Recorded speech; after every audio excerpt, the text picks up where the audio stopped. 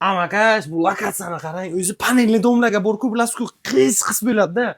Bu yoqqa gektar parkovka bor, maza qilib havo aylanadigan joydan yana ikkinchi qavatda bo'lsa. Ana bunaqa trezalarni eng yaxshi plaslardan qo'yganlar. Yetmaganiga 6 metr balkon.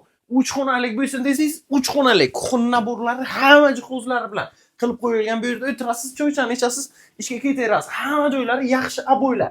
Keling beri amakash.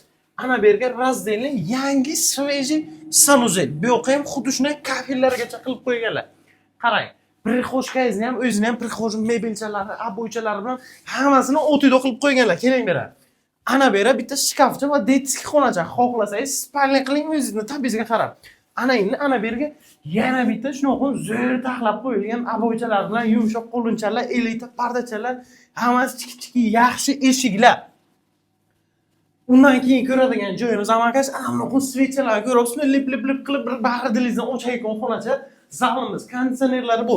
Qisqacha qilib aytganda 6-mikrorayon, 2-qavatda 2lamchi kreditiga ham bo'ladigan 3 xonalik panelli xonadonimiz.